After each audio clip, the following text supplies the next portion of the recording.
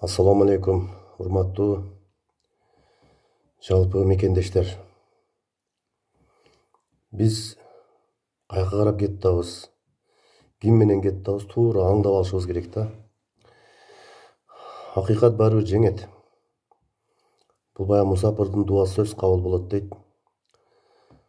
Мына азап чегип отурган Садыр Жапаров мүнөт сайын, секунд сайын элдин колдоосуна ээ болуп, авторитети өсүп атканын байкап атасыздар.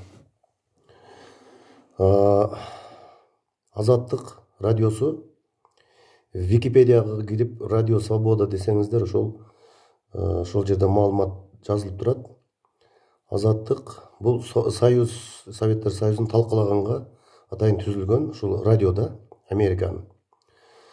Булар эч бир мамлекетке жакшылык каалабайт.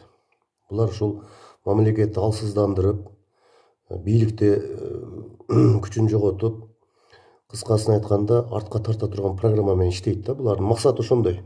Башка бир да максаты жок. Байкасаңыздар, Садыр Жапар жөнүндө бир дагы эл колдоп атат. Азамат экен, мына акыйкат үчүн отурат деп бир дагы айткан жок. Айтпайт дагы. Эл душмандары да буларчы. Эми иштей элек, мына 3-4 күн болду. Даже легитимдүү болсо дагы иштегенге мүмкүнчүлүк берилет. Берелек, бир 5 жыл унчукпай туруп турайлычы. Шайлангандан кийин дагы.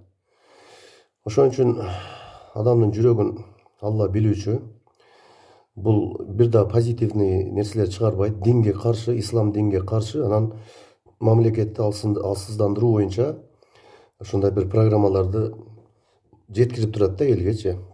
Бул эл душмандары десек дагы болот, ачык элечи. Ошону лидер кылып алып чыгып, жогорку кеңешке апарбалды ошол Жанар инибиздичи.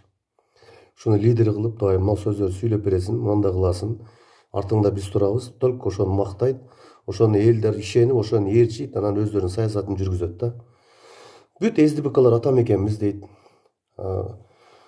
Биримдик деп атат. Мекеним Кыргызстанда жүрүшөт. Ошол 100дөй депутат кайра келип атканы саткындар да буларчы, ачык эле. Арасында тазалары бар, эми айла жок кетип аткандар болушу мүмкүн. Биримдикте дагы өтө жакшы адамдар бар. Мен сыйлаган, динге ишенген, мындай жасай турган ою бар, ниети бар адамдар бар. Системанын кулу болуп калышты булар. Мекеним Кыргызстанда да бар арасында. Бирок акыйкатты көрүп туруп, акыйкатты айтпастан тескери сүйлөм деп өтө уят бош. Дагы көп нерселер чыгат. Кимге үй алып бергендер, элитка үйлөр кимде бар, кимге кандай машина алып берген. Мына Мамбеков деген өтө бузуку саясатчы болчу. Жер көтөрүп турат да булардычы. Мен дагы бул 3-чү кайрылуум. 4-5 кылда кете берет. Мага саясат, биз эми саясатчы болуп туулган жокпуз да, саясатчы болуп адам калыптанат экен. Иншалла эми убакыт көрсөтөт, мүмкүн барарбыз саясатка.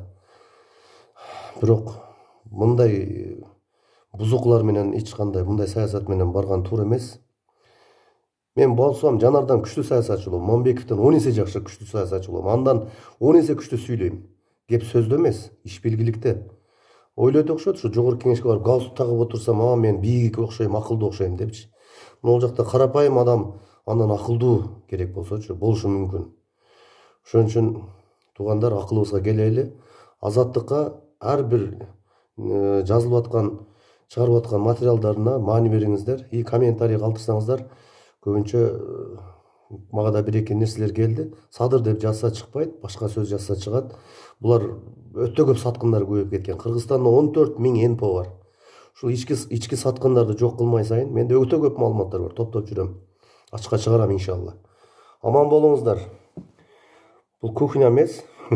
Холл 4, 3 болду, 3. 4-тү да чыгарабыз. Жакшы калыңыздар.